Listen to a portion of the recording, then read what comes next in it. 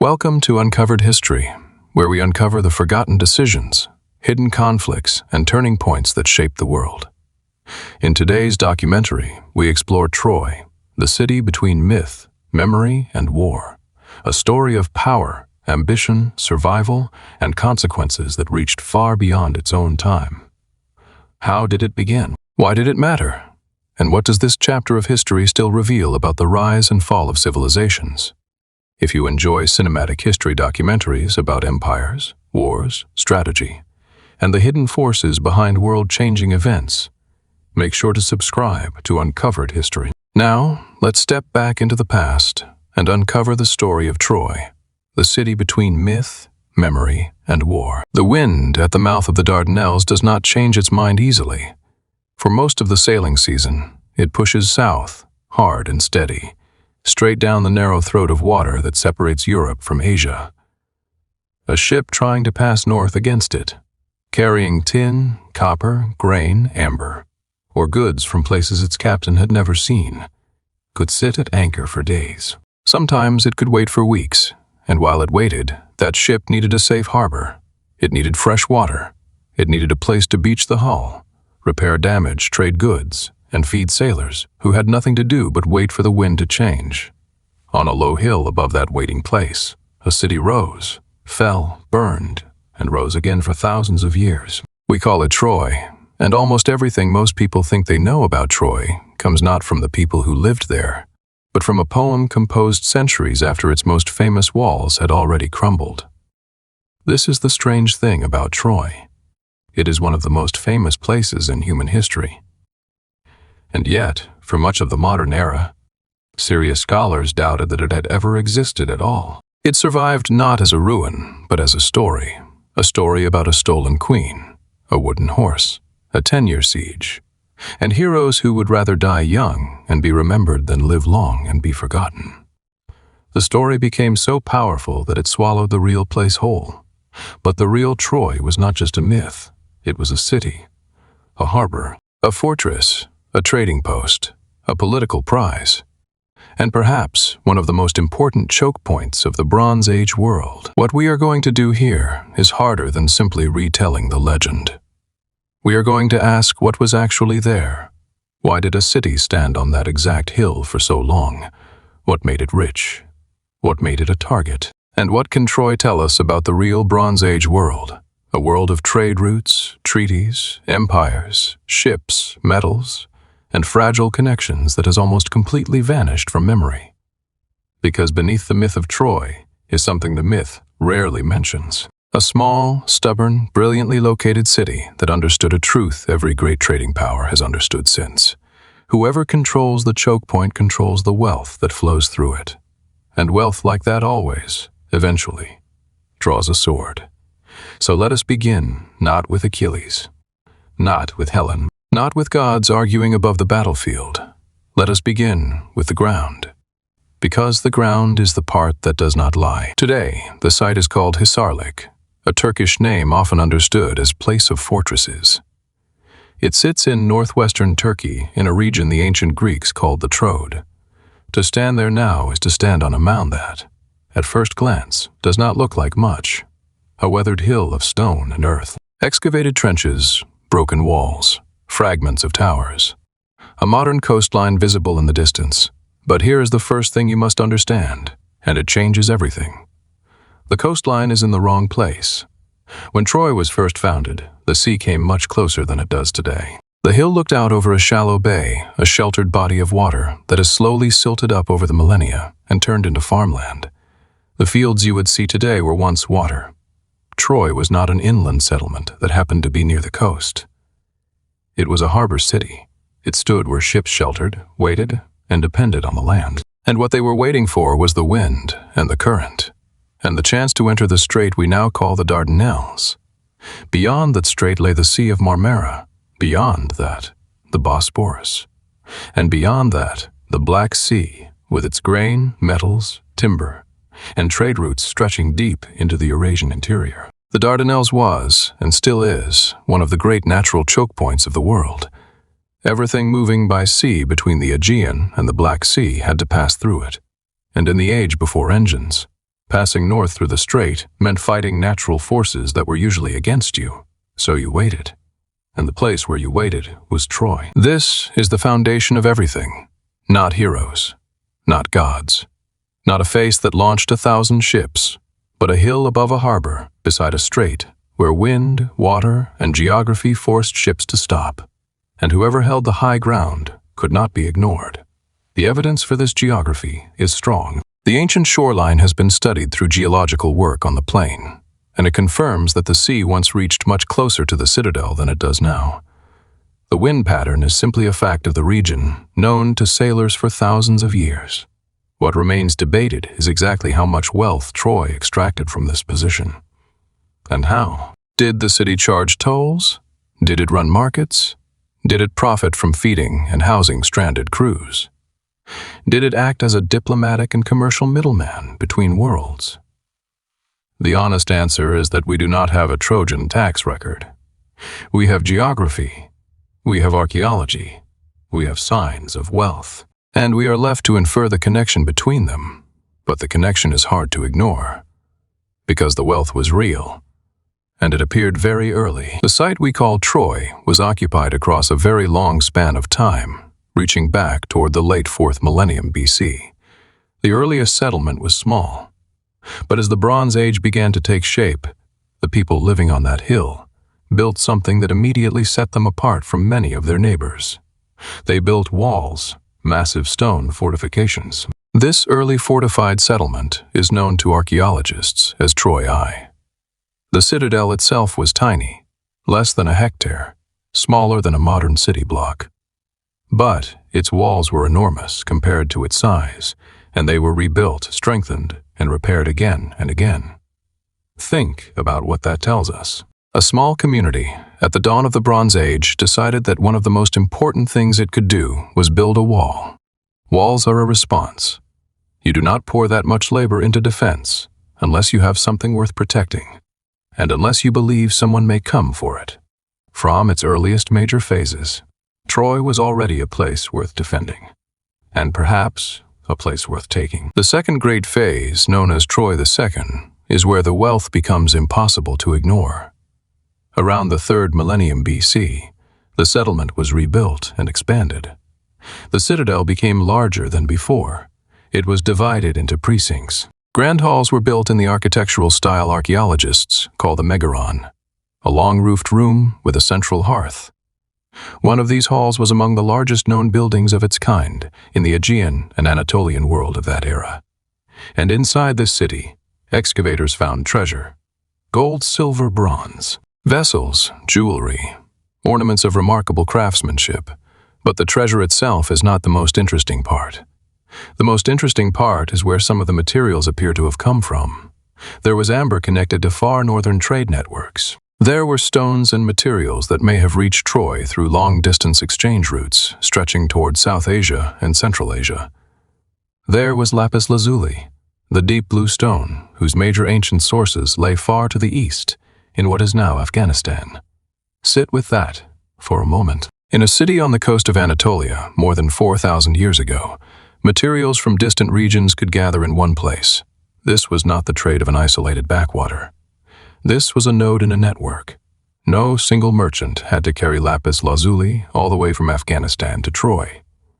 It moved hand to hand, settlement to settlement, market to market, each exchange adding distance, value, and mystery, until it reached a city wealthy enough to want it and positioned well enough to receive it. Troy was such a place. This is the hidden architecture of the Bronze Age, and it is almost completely absent from the myth. The ancient world was not a scattering of isolated villages. It was an interconnected system of trade, diplomacy, migration, craftsmanship, and dependency. Tin, the metal that turned soft copper into hard bronze, had to travel across enormous distances. The entire age built its tools, plows, weapons, and prestige on supply chains that crossed mountains, deserts, rivers, and seas. Pull one thread, and things far away could begin to unravel. Troy lived inside that web, at one of its critical knots. Then Troy II met a violent end. The destruction was severe enough that some of its treasure was left buried in the ruins. That is usually how treasure stays in the ground. People who survive and remain in control take their gold with them. Gold left behind often means people fled in a hurry, or did not leave at all. Whether this destruction came from war, fire, earthquake, or some combination of disaster, we cannot say with certainty. But the pattern would repeat at Troy again and again: sudden destruction, abandoned wealth, rebuilding, and memory layered over ash. For a time, this early golden city, Troy II, was believed to be the Troy of Achilles, the Troy of Hector, the Troy of Hector, the Troy of the wooden horse. But it was not.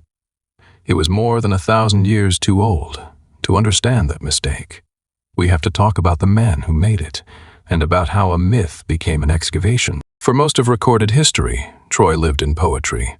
The Iliad and the Odyssey, the great epics attributed to Homer, were composed around the 8th century BC, drawing on oral traditions that may have been centuries older. They told of a war between a coalition of Greeks and the city of Troy, fought over the abduction of Helen, the most beautiful woman in the world.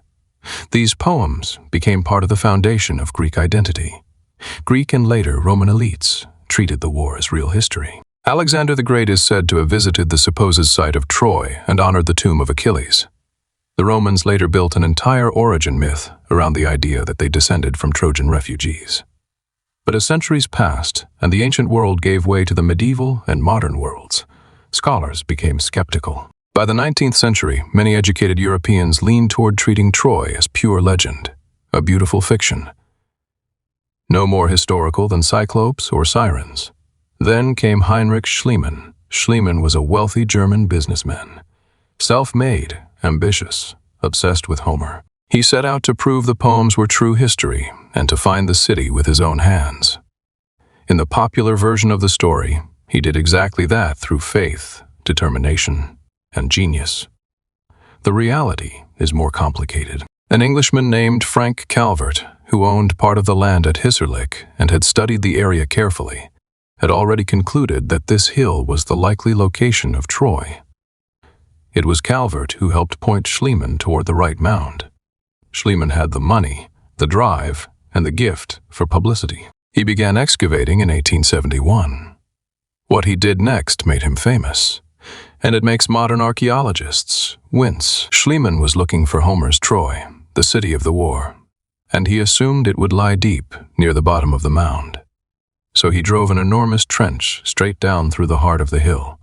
Layer after layer was cut away. Stone, soil, pottery, walls, floors, and traces of lives were torn through in the race to reach the depths he wanted.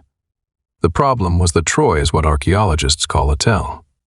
A mound built up over thousands of years as each city was destroyed, leveled, abandoned, or rebuilt, and the next city rose on top of its remains. Troy was not one city. It was many cities stacked one above another, at least 9 major phases. Like the pages of a book, each layer belonging to a different age. And Schliemann, racing downward, tore through some of the very layers that mattered most. In his hurry to reach the bottom, he damaged and discarded evidence from the middle layers without properly recording it. Some information about Troy was lost forever. When he reached the rich early city we now call Troy II and found its gold, he announced that he had found Homer's Troy and the treasure of its king. He was wrong. The city he had found was far too old, belonged to the world of the Mycenaean Greeks. Schliemann had dug past the most likely candidates for Homeric Troy and into a much earlier age. This is worth pausing on, because it is a lesson that reaches beyond archaeology. The desire to confirm a story can destroy the evidence that would have told us the truth. Schliemann found a real and astonishing ancient city. But because he was searching for a specific legend, he misread what he found and damaged what he disturbed. The myth did not merely obscure the reality. The hunger for the myth physically tore through it. It took later, more careful generations of archaeologists to sort the layers properly, to date them, to compare them, and to identify which city could plausibly belong to the world behind the epics. The answer they arrived at lies mainly in the layers called Troy, Vian Troy, Vias. And this is where archaeology and legend begin to touch. Troy the sea rose around the Middle to Late Bronze Age and stood for centuries. This was the great city, the city whose walls still dominate the imagination. Massive, sloping, built of finely fitted stone, once topped with mud brick and timber, rising perhaps 9 meters or more in places. These walls were not simple straight lines. They were built in segments meeting at slight angles, creating a sawtooth pattern that made them stronger and harder to assault. Watchtowers looked out over the plain and the sea beyond. Inside the walls, the citadel rose in terraces. On those terraces stood large freestanding houses, some likely belonging to elite families. At the highest point there was probably a palace, but we cannot study it properly. Later Greek and Roman builders leveled the summit for their own temples and buildings, scraping away much of the Bronze Age remains. For a long time, even after the layers were correctly dated, some scholars thought Troy V was disappointingly small. A fortress, yes, an aristocratic stronghold, perhaps, but not a city great enough to inspire an epic war. The walls enclosed a citadel, and that seemed to be all there was. Then, in the late 20th century, new investigations changed the picture. Archaeologists began looking beyond the citadel. They investigated the fields below and around the fortress. The ground earlier excavators had often treated as empty.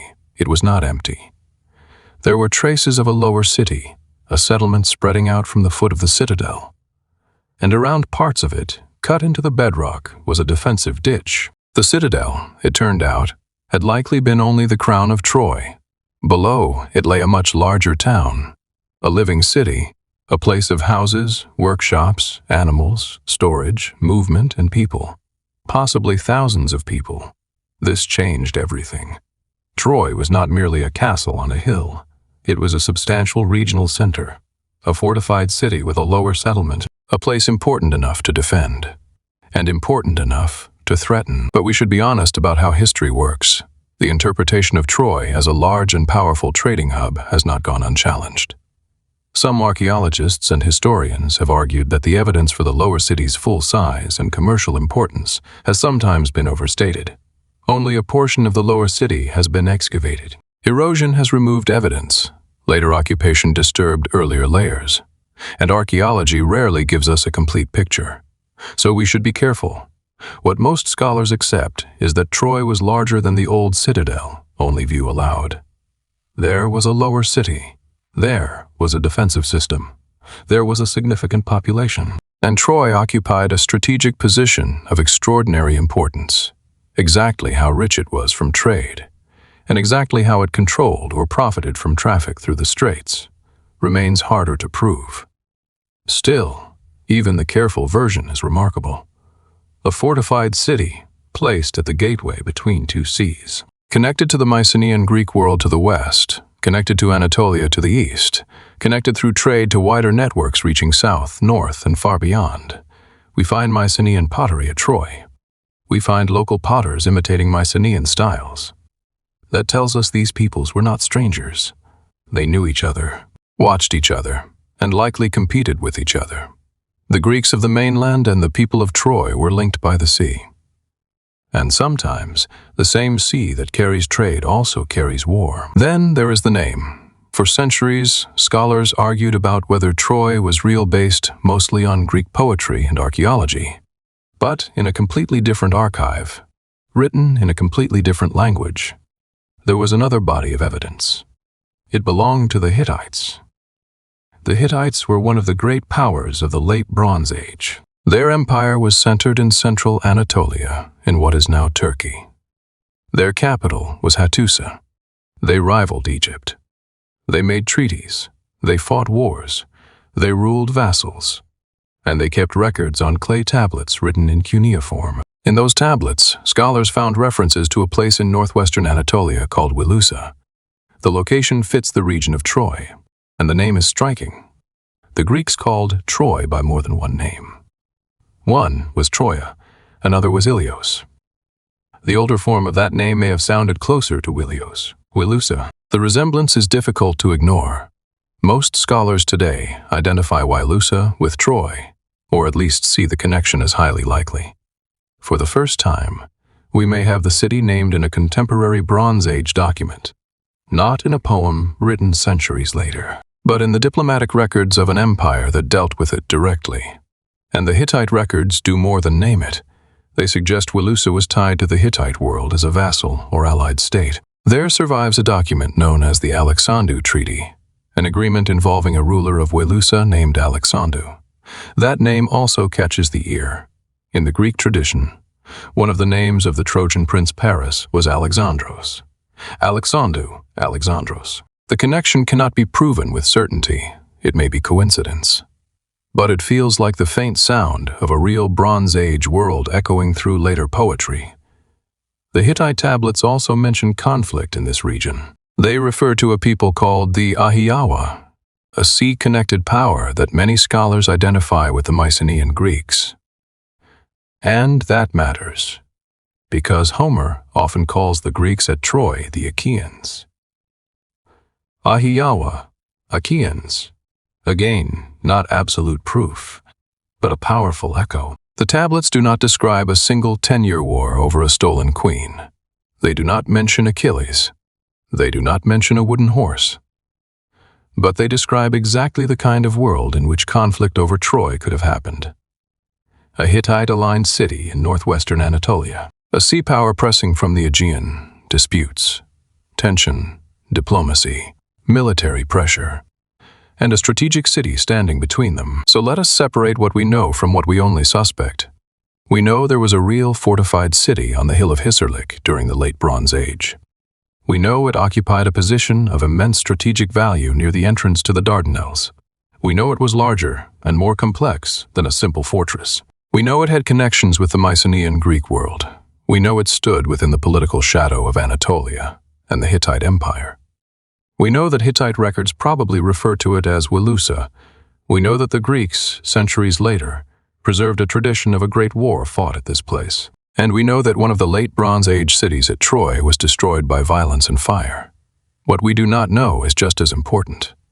We do not know whether Helen existed. We do not know whether Achilles or Hector were historical individuals.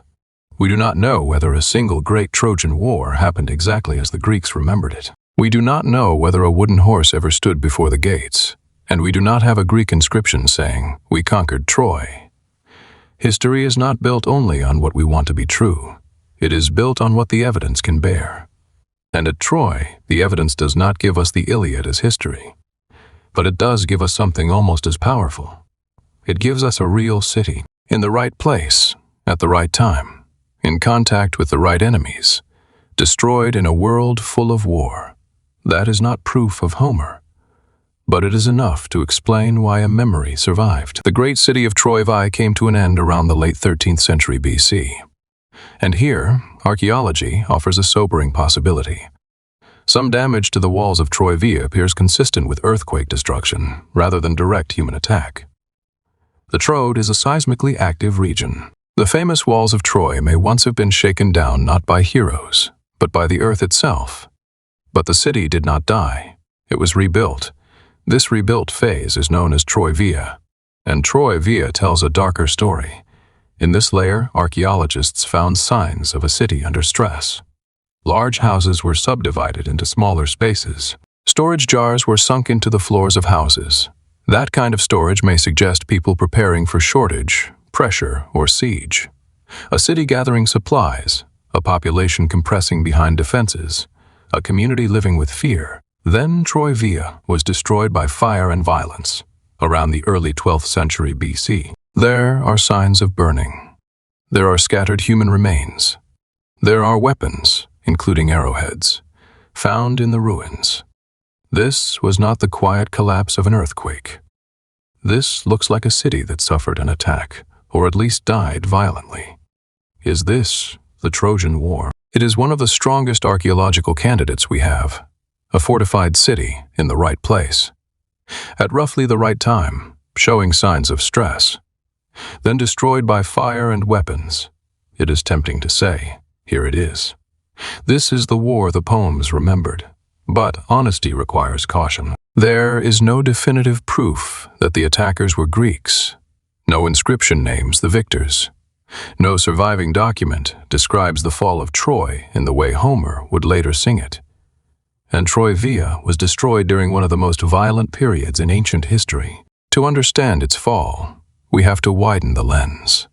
because Troy did not fall alone. Around 1200 BC and the decades that followed, one of the most dramatic collapses in human history swept across the eastern Mediterranean. The great powers of the late Bronze Age began to break apart. The interconnected world of trade, treaties, metals, kings, ports, and palaces started to fail. The Mycenaean palaces of Greece were destroyed or abandoned. Their writing system disappeared so completely that Greece would enter centuries with no known writing tradition. The Hittite Empire, the same empire that had recorded Wilusa in its archives, disintegrated. Its capital, Hattusa, was abandoned and burned. Cities along the coast of Syria and the Levant were destroyed. Egypt fought desperate battles against mysterious groups later called the Sea Peoples. Egypt survived, but it emerged weaker, diminished, and changed. Historians have debated the causes of this collapse for generations, and the honest answer is that no single cause explains it. The evidence points to a convergence of pressures: drought, crop failure, earthquakes, population movement, raiding, war, political instability, and perhaps most importantly, the fragility of a world that had become deeply interconnected. Remember the trade routes, the tin moving across vast distances, the dependencies between regions, the ships, ports, merchants, palaces, scribes, and kings who kept the system moving. An interconnected world is powerful in good times, but in bad times it can become dangerously fragile. When one region fails, it can no longer supply the next. When trade routes are cut, tools and weapons become harder to make. When harvests fail, people move. When people move, borders come under pressure. When borders come under pressure, wars begin. One shock becomes another. A drought becomes a famine becomes a migration becomes a war becomes a collapse. The same web that carried lapis lazuli from the east and amber from the north could also carry catastrophe. And in the middle of that unraveling, the city on the hill burned. This reframes Troy in a way the legend never could. Perhaps there was a war. Perhaps Mycenaean Greeks did attack. Perhaps the memory of that attack survived in song. But if so, it was not an isolated epic standing alone in history. It was one fire among many.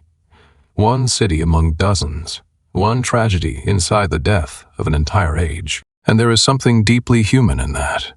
A war remembered for 3,000 years as a story of glory and heroism may have been, in reality, part of the death spasm of a collapsing world.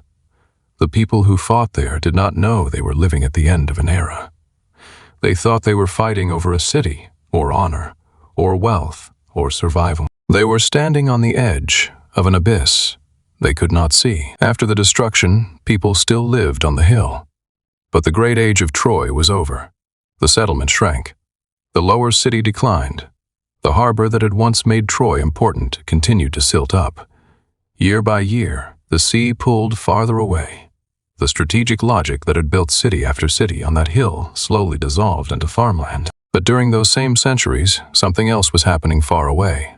Around fires, in halls, in villages, in the memories of Greek-speaking communities scattered across the Aegean. The stories were being told. The memory of a great war against a great city in the east was passed from voice to voice, generation to generation. The real Mycenaean world that had fought, traded, and collapsed was gone. Its palaces were ruins. Its records were lost. Its kings were forgotten. But its descendants remembered that once there had been heroes. Once there had been a war worth singing about. Once there had been a city called Wilusa. By the time those songs were written down in the form we know as the Iliad and the Odyssey, centuries had passed. The poems are not simple history. They are memory transformed into art. The Bronze Age remembered by the Iron Age that followed it, like a magnificent palace described by people who had only ever seen its ruins. The poets got things wrong. They mixed customs from their own time with fragments of a much older world. They gave us gods intervening in battle. They gave us speeches no one could have recorded. They gave us a wooden horse that may be pure invention or may preserve a distorted memory of something else. A siege engine, a ritual image, or even an earthquake, remembered through the horse symbol of Poseidon. We do not know, but buried inside the poetry were grains of something real. A city in the right place. a name that echoed a Hittite name, a people called Achaeans that resembled the Ahayawa, a prince called Alexandros that faintly shadowed Alexandru. The poets did not know they were preserving clues. They were singing the old songs as well as they could, but the songs carried the faint signal of a lost world across the centuries, until archaeologists, historians, linguists, geologists, and chemists could finally begin to hold it up to the light. Later ages built on that memory. The Greeks treated Troy as one of the founding dramas of their civilization, a war that gave them heroes, enemies, grief, glory, and a shared past. The Romans transformed the story again. They claimed descent from Trojan refugees who fled the burning city and sailed west. In their hands, the defeated Trojans became the ancestors of an empire. During the Greek and Roman periods, a real town stood again on the hill. These later phases are known as Troy VIII and Troy X. The site became a place of pilgrimage, a destination for travelers. A place where kings, soldiers, poets, and tourists could stand where Achilles was said to have stood. The myth became more real than the city itself. People crossed the world to visit a legend, and the legend had an address. So what do we make of Troy in the end? The deepest lesson of Troy is not the war. It is the gap between memory and evidence, and how much of human history lives inside that gap. We are a species that remembers through stories. But stories are not records. They simplify. They dramatize. They give a human face to forces too large to see. The real Troy was shaped by geography, trade, wind, water, metal, drought, earthquake, power, and collapse. But that is not the story most people remember. We remember Helen, Achilles, Hector, the wooden horse, the burning city, because the death of a civilization is too large to hold in the heart. But a single tragic face is something we can love and mourn. The myth is not exactly a lie. It is what memory does to truth when truth must survive without archives, without maps, without photographs, and without the voices of the dead. It is the shape truth takes when story is the only thing left. And maybe that is the most haunting thing about standing on the hill at Hisarlık today. You look out over fields that were once the sea. You stand near walls that earthquakes may have shaken. You walk above ashes left by real fires, and beneath your feet are traces of real people. Merchants, soldiers, sailors, farmers, rulers, children. People who lived and traded and feared and fought in a world so thoroughly lost that we had to rebuild its existence from poems, clay tablets, broken walls, and the chemistry of burnt grain. They did not know they would be remembered. The merchant waiting for the wind to change, the soldier watching the plane from the wall, the potter copying a foreign style, the king sealing a treaty with a distant empire. None of them imagined that thousands of years later, people on the far side of an ocean they did not know existed would still speak the name of their city.